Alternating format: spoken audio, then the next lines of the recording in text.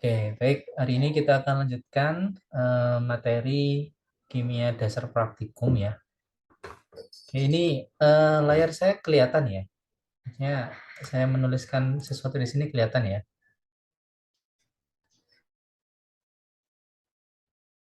Halo. Hari ini kita akan belajar tentang analisis kimia ya. Analisis kimia. Yaitu analisis kualitatif.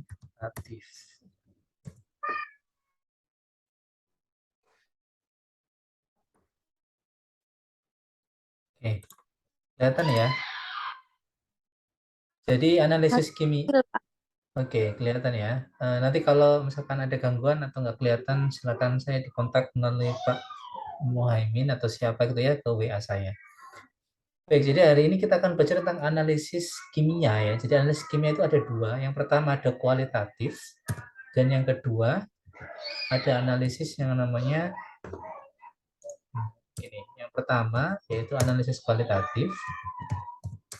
Yang kedua itu adalah analisis kuantitatif.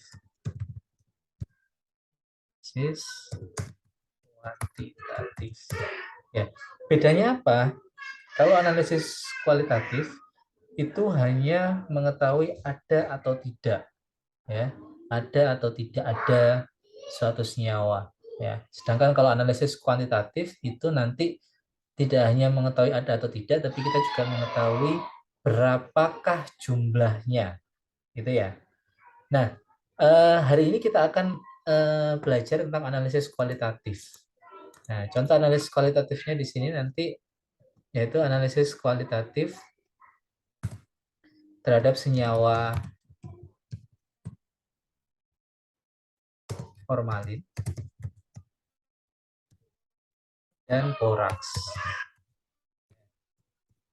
Oke, jadi kita akan belajar hari ini akan belajar tentang analisis formalin dan boraks. Nah, sedangkan analisis kuantitatifnya kita akan pelajari nanti di kimia farmasi 2. Nah, sedangkan nanti untuk yang kimia farmasi 1, nah, kimia farmasi 2, untuk kimia farmasi 1 nanti juga analisis kualitatif. Jadi ini analisis hari ini kimia dasar, ini analisis kualitatif boraks formalin ini ya. Ini kimia dasar. Terus analisis formalin boraks. Nanti kimia farmasi 1 itu nanti akan menggunakan metode KLT, kromatografi lapis tipis.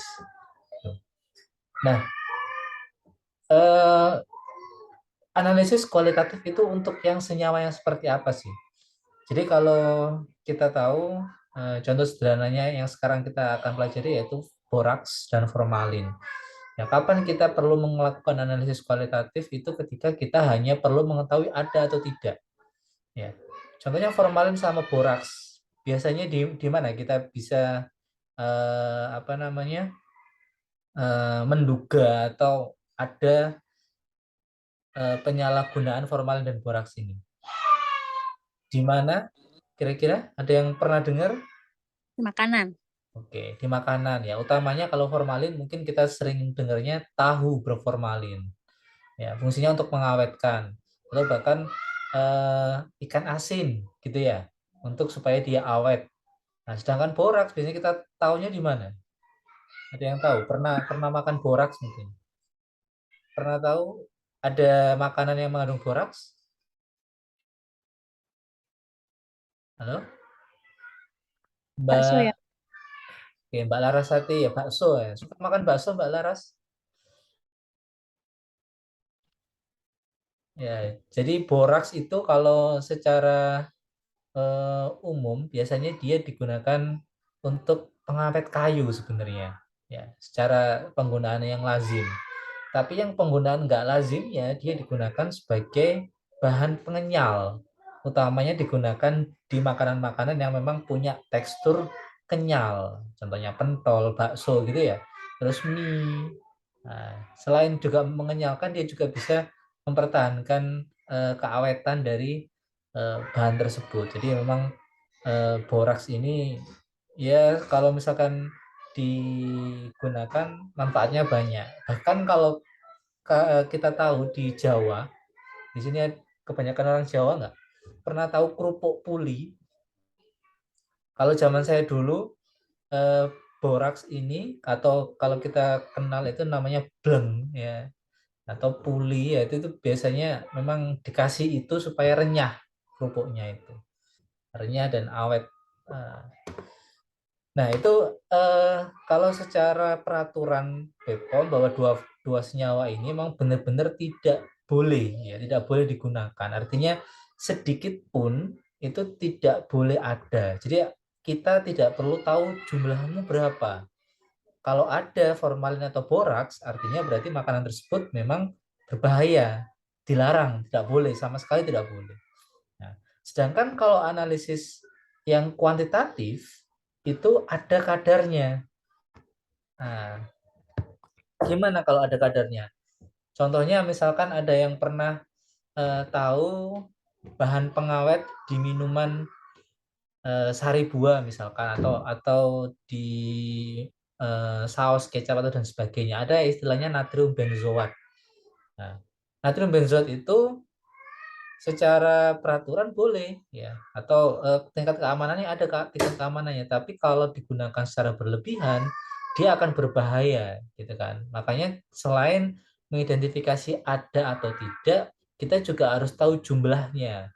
Atau yang barusan rame, cemaran etilen glikol sama dietilen glikol, itu kan sebenarnya dia hanya cemaran yang ditemukan di pelarut yang digunakan untuk sirup, yaitu gliserin dan eh,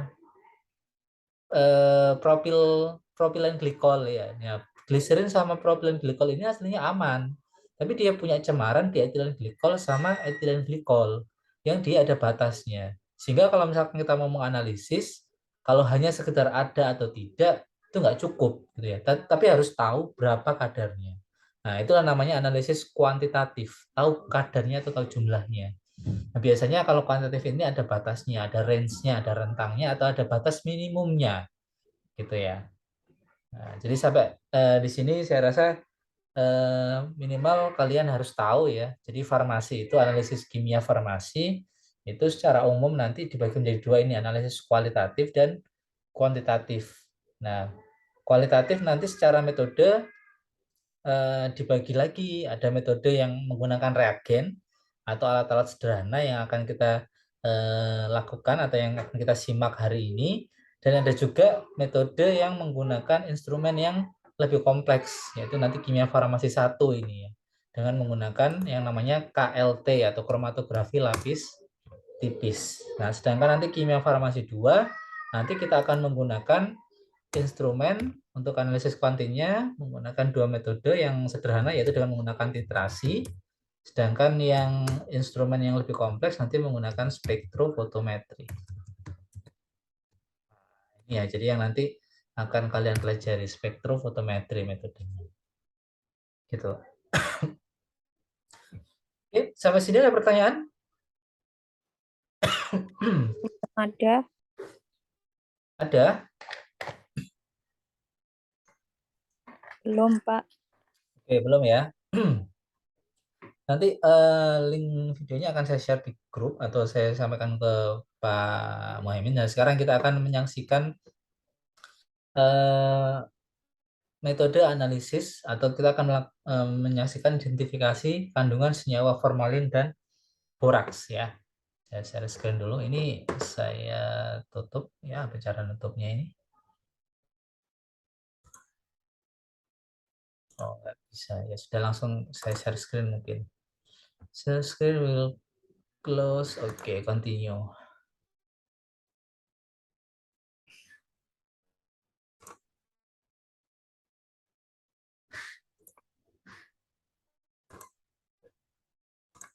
Oke, okay, dulu.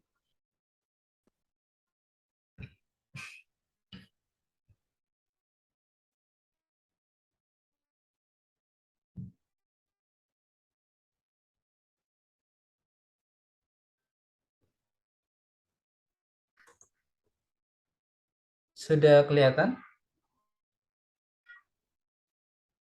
Sudah.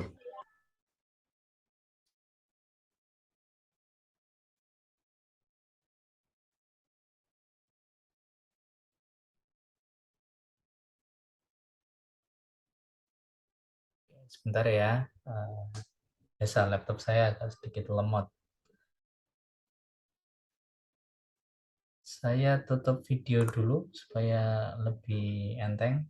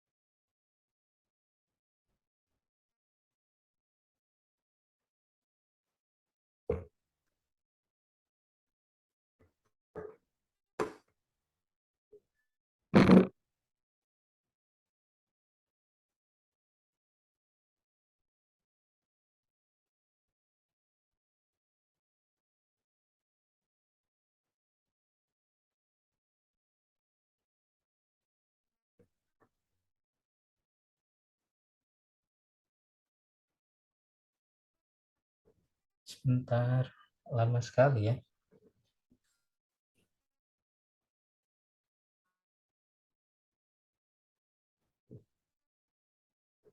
Sebentar ya.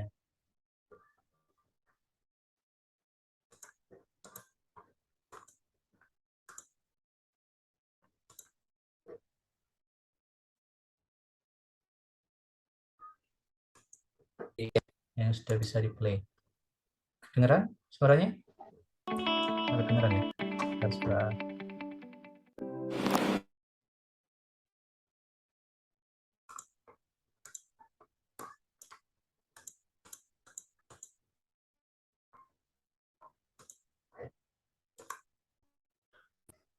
Kali ini kita akan Sudah kelihatan ya? dan bahan yang kita pakai adalah ada kaca arloji, kemudian terus porselin, beker.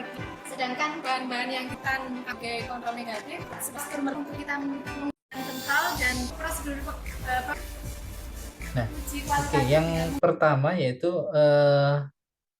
metode yang kita gunakan adalah dengan menggunakan kertas turmerik ya.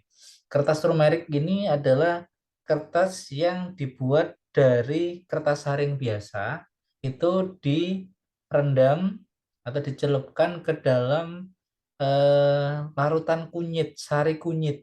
Ya. Jadi turmerik itu dari bahannya dari kunyit.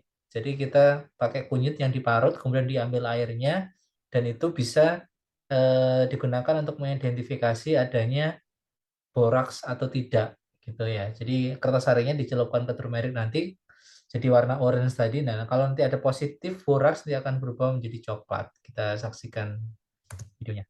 Menggunakan kertas turmeric. Jadi sampel yang tadi itu sudah sejumlah 250. Setelah itu kita mineralisasi.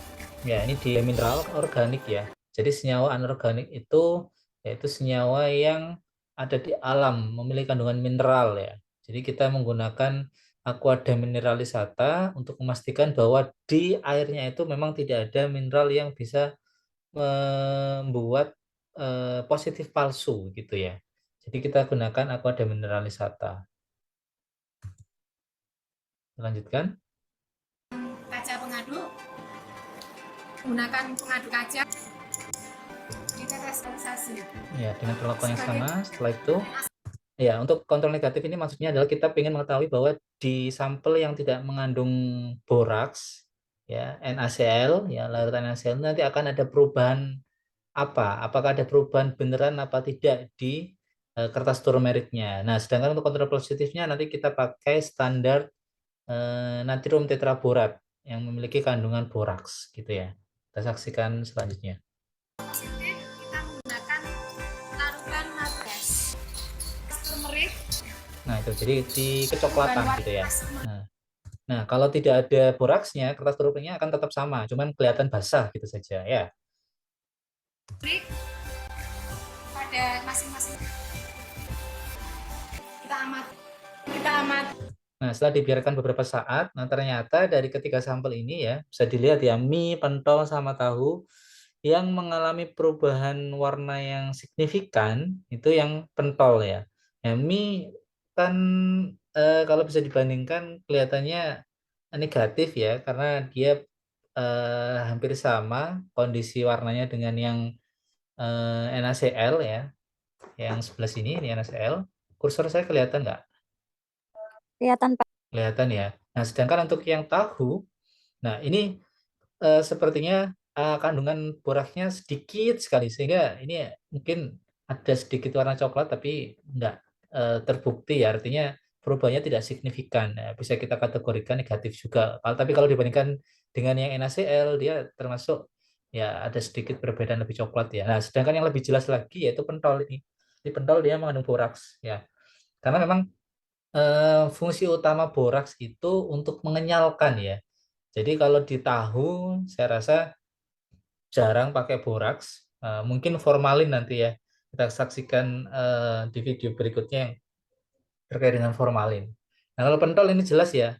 Meskipun Pak ini kok coklatnya nggak terlalu kelihatan, ya mungkin kadarnya yang berbeda. Nah, yang atas ini kan kita pakai kontrol positif yang memang senyawa aslinya ya, senyawa borak aslinya. Nah, kalau yang pentol ini kan ada campuran-campurannya. Tapi dari sini sudah cukup eksplisit, bisa kelihatan ya ada perbedaan warna yang terbentuk. Sama dengan kontrol negatif, yaitu pada mie dan tahu tidak berubah warna, yaitu tetap kuning. Kemudian warna pada kertas turmeriknya menjadi agak kemerahan. Bisa disimpulkan di sini untuk sampel mie dan tahu itu negatif boraks, sedangkan untuk yang sampel Oke, yang kedua yaitu menggunakan uji nyala api. Nah, kenapa menggunakan uji nyala api? Karena boraks sendiri, ya, boraks itu senyawa yang dia punya mineral utamanya yaitu boron. Ya, boraks itu dia berupa garam natrium tetraborat tadi ya. Aslinya dia berupa garam natrium tetraborat, tapi dia punya senyawa atom tunggalnya itu boron. Ya, jadi ada unsur boronnya. Nah, dengan mereaksikannya dengan menggunakan H2SO4 dan metanol, nah nanti boronnya ini nanti akan keluar, akan terhidrolisis ya, akan pecah gitu ya. Sehingga nanti boronnya ini ketika kita bakar, boron ini nanti punya warna nyala yang spesifik, yaitu ada warna hijau. Nah, ini kita saksikan ini videonya. Kita lihat apakah benar nanti di sampel ada yang berwarna hijau atau tidak. berikutnya adalah uji nyala api.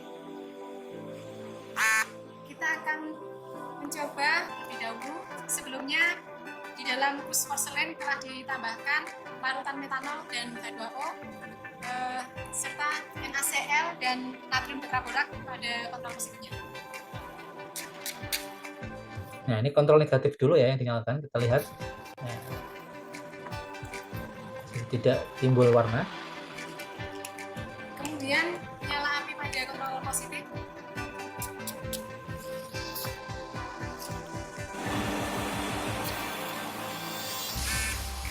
Perbandingan uji nyala api.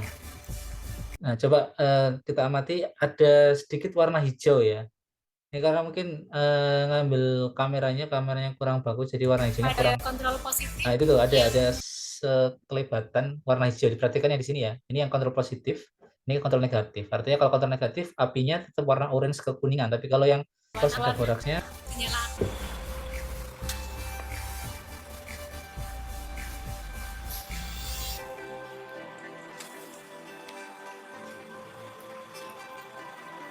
Ini uji boraks pada sampel mie, kelihatan bahwa nyala apinya warna kuning kemerahan, menandakan pada sampel tidak mengandung boraks.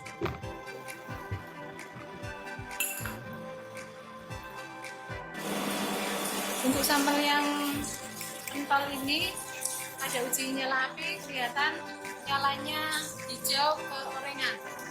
Hijau agak oranye. Ya, warnanya ada hijaunya. Kalau kalian sedikit mengamati ada hijau-hijaunya sedikit, hampir mirip sama seperti yang standar tadi ya. Nah, cuman ini munculnya warna orange ini sepertinya karena korek apinya ditaruh di situ ya. Korek apinya dibiarin terbakar. Jadi warna apa namanya hijaunya itu ketutup dengan hasil pembakaran kayu dari korek api ya. Jadi sayangnya harusnya ini pakai korek api yang apa ya istilahnya itu yang ada agak panjang itu loh. Nah, cetekan agak panjang itu. Jadi biar nggak perlu susah-susah ini dilempar terus ditaruh sini ya. Ini mengandung boraks. Kamu tahu?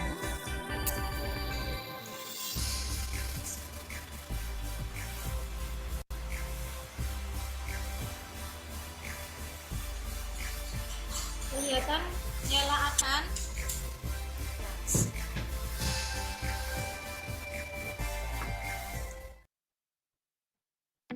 Ya, itu tadi untuk analisis boraks ya. Sekarang kita lihat satu lagi. Tunggu sebentar.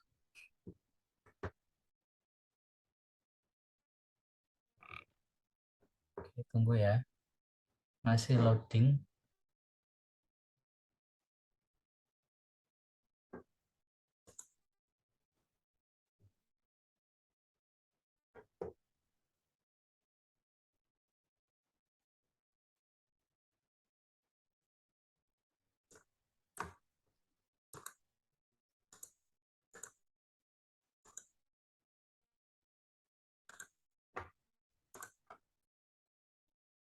Aktif. Udah kelihatan? Udah, Pak. Oke. Bentar.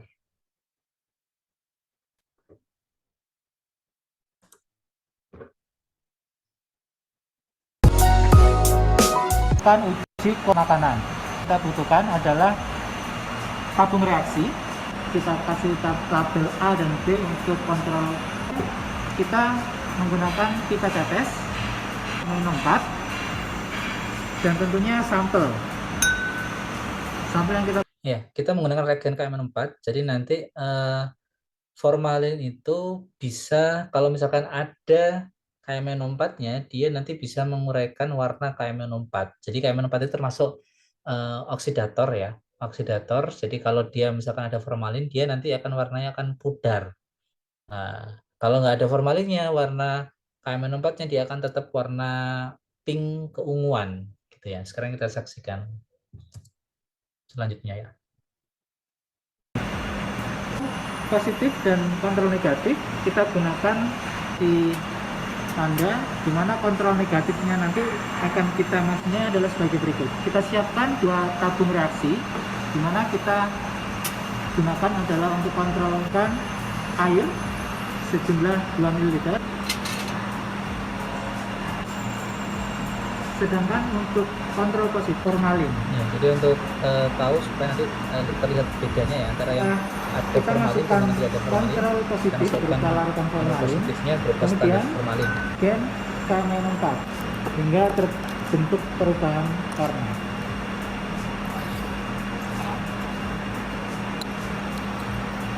Nah, di awal dia ada warna ungu ya. Berikut ini hasil dari penambahan reagen yang sebelah kiri ini kontrol negatif yang pakai air, jadi warna KM4 yang ungu yang tadi saya bilang pink keunguan gitu, itu dia akan tetap warnanya, nggak akan ada perubahan. Sedangkan yang ada formalinnya dia akan mengalami oksidasi, jadi formalinnya akan menghilangkan warna KM4-nya ya. Ini karena formalinnya kita pakainya yang konsentrasi cukup tinggi sehingga dia sampai warnanya sampai butek gini, tapi harusnya dia warnanya pudar, jadi puyeh ya. Tapi dari sini sudah bisa kelihatan bahwa yang awalnya berwarna ungu, kalau ada formalin dia warna ungunya akan hilang atau berubah warna. Oke ya. Kita sekarang ke sampel. KM4 ada perubahan warna yang terjadi. Negatif tidak terjadi perubahan warna, yaitu tetap berwarna keunguan. Non formalin pada beberapa sampel tahu dan 2 sampel ikan asin. Masing-masing. Nah, Sebenarnya untuk hasil yang lebih maksimal, ini sampelnya idealnya kita ambil sarinya saja ya. Jadi kita haluskan, ya, terus kemudian dikasih air, diaduk gitu ya secukupnya. Terus nanti kita saring, kita ambil fase airnya, kita ambil filtratnya aja. Jadi yang bahan yang masih kasarnya, yang masih tertinggal itu nggak perlu sebenarnya. Untuk hasil yang lebih maksimal ya. Masing di tabung yang berbeda. Setelah itu secukupnya agar kita bisa mendapatkan formalin yang terlalu dalam sampel. Setelah ditambahkan aquades, selanjutnya akan kita tambahkan reagen KN4 beberapa tetes, sehingga kita akan mengetahui perubahan yang terjadi.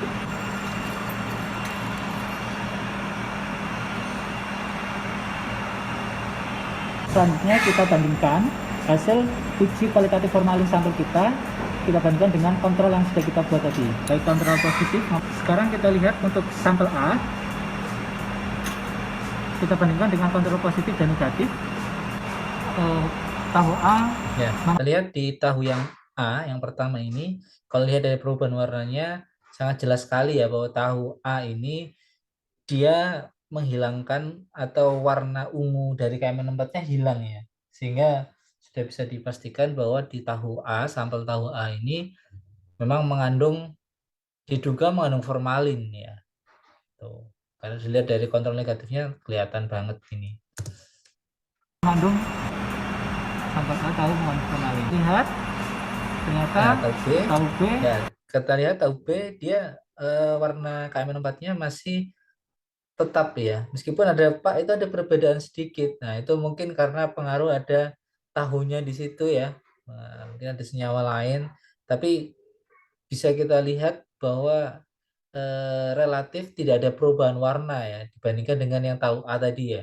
Jadi tahu B ini bisa dikatakan negatif formalinnya.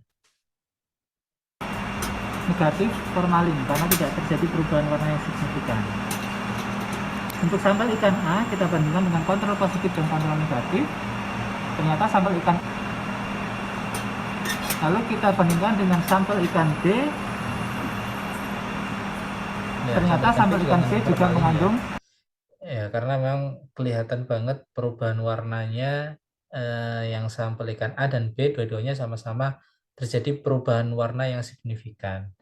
Ya, memang formalin ini identiknya kalau kalian misalkan tahu bahwa ikan asin itu pasti kalau di dalam kondisi penyimpanan dia nggak akan bisa bertahan lama atau cepat busuk. Nah, salah satu cara untuk mempertahankan supaya ikan asin itu awet atau ikan-ikan itu awet ya dikasih formalin.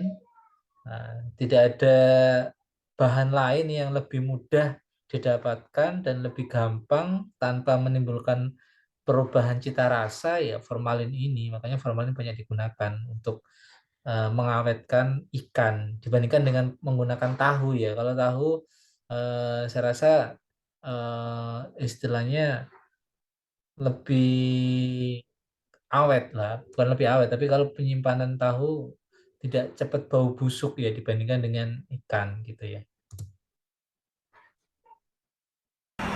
formalin. Oke. Ya.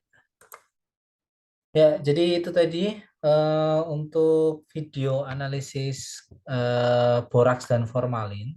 Jadi setelah ini saya share linknya sebentar.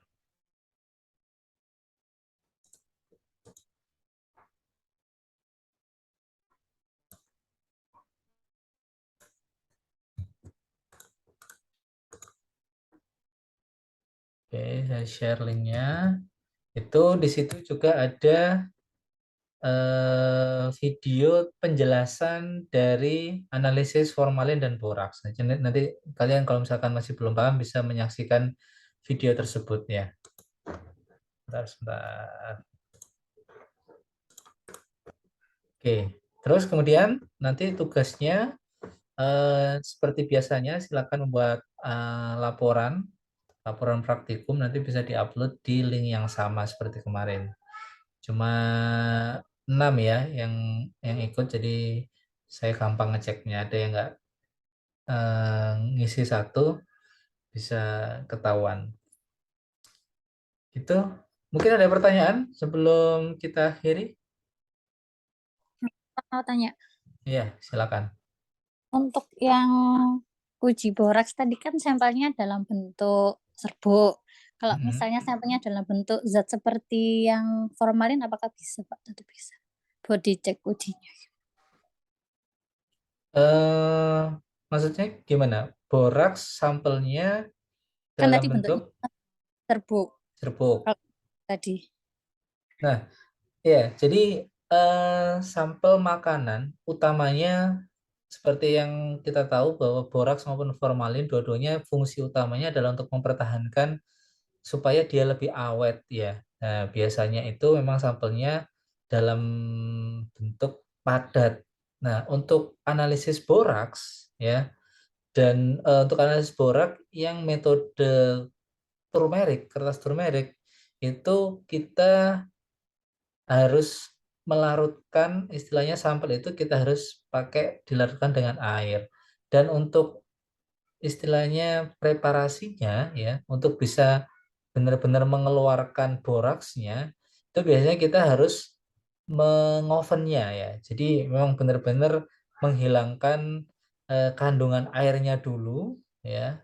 Jadi di oven biasanya kita sampai benar-benar dia menjadi serbuk kering ya, serbuk kering baru kita analisis yang seperti tadi ya, yang di video tadi kan dibuat atau di oven dibuat sampai serbuk kering baru nanti dilarutkan pakai air terus baru dipakai kertas turmeric ya. Intinya kalau kertas turmeric kita harus melarutkannya dalam aquades gitu ya, aquades demineralisata tadi. Nah, begitu juga yang dengan menggunakan uji nyala api itu harus di oven dan harus dikeringkan supaya tidak ada kadar airnya sehingga dia ketika direaksikan dengan H2SO4 dan metanol itu nanti dia bisa keluar boronnya itu. Nah, sedangkan yang formalin itu memang kita nggak perlu oven, kita cukup melarutkannya dan mengambil filtratnya gitu ya. Jadi langsung kita reaksikan dengan KMNO4. Nah, sebenarnya selain KMNO4 itu ada reaksi yang lain ya. Ada yang namanya asam kromatopat dan beberapa reagen lain yaitu reagen NAS. Jadi ada beberapa reagen untuk formalin. Dan bahkan ada kitnya juga, kit formalin. Nah, cuman yang kita lebih mudah kita dapatkan di laboratorium yaitu KMNO4 ya, gitu. Itu ya, mungkin sudah cukup paham. Jadi sekali lagi yang untuk boraks kita nggak bisa langsung misalkan kalian beli pentol langsung pentolnya dibakar jadi warna hijau gitu, enggak. Jadi harus ada treatment preparasinya, dipersiapkan dulu sampelnya itu dengan cara tadi diabukan lah istilahnya, diabukan sampai dia kering, dia jadi abu, dia jadi serbuk yang siap direaksikan dengan ditambahkan H2SO4 dengan metanol untuk uji yang nyala api. Gitu. Ada pertanyaan lagi? Kak, satu lagi. Ya, silakan. Untuk yang bikin kertas turmeric itu kan Hmm. larutan kunyit ya, Pak. Mm-mm. Ya kayak ya nggak ada kadar-kadarnya kan, Pak. Kita harus kunyit berapa biji. Pokoknya bikin larutan kunyit sama air. Oke, baik, pertanyaan bagus. Jadi biasanya kalau kita menggunakan atau kita membuat kertas turmeric, biasanya kita minimal menggunakan kalau bisa 2 siung ya, siung sejempol kita itu 2 biji. Nah, itu diparut. Nah, cari yang jangan yang muda, tapi cari yang memang benar-benar yang agak tua ya, sarinya tua gitu ya. Pasti tahu lah ya, mungkin mbak-mbaknya yang perempuan ini atau ibu-ibu pernah masak pakai kunyit ya. Cari yang kunyit yang sudah matang guys. Apa ya istilahnya ya? Kok matang? Pokoknya yang sudah berumur lah istilahnya. Jangan yang masih muda. Kunyit kan ada yang masih muda, orange-nya masih kekuningan ini cari yang benar-benar orange. Ya, kurang lebih 2 siung. Dan siung ya, dua batang, dua akar apa istilahnya. Ya, segitu sejempol gitu nih, seukuran jempol jempol dewasa gini ya. Nah, itu 2, terus kemudian diparut ya. Terus kemudian diambil airnya, terus kasih kertas saring. Nah, misalkan kalau nggak ada kertas saring, pakai kertas apa Pak? Kalau pengen nyoba di rumah gitu ya, bisa pakai kertas tisu, bisa pakai tisu. Yang penting intinya dia bisa menyerap larutannya tersebut. Tuh, kalau mau nyoba di rumah silahkan. Ini sangat gampang sekali untuk analisis boraks yang paling sederhana itu. Nah, siapa tahu pengen penasaran langganan bakso saya ngandung boraks apa enggak ya, nah, bisa dicoba pakai kertas turmeric itu. Nggak ada kadar-kadar tertentu karena ini hanya kualitatif ya, hanya kualitatif ada atau tidak. Jadi yang penting ada reaksi antara turmeric atau kurkumin yang ada di turmeric tadi itu dengan boraks gitu. Ada lagi?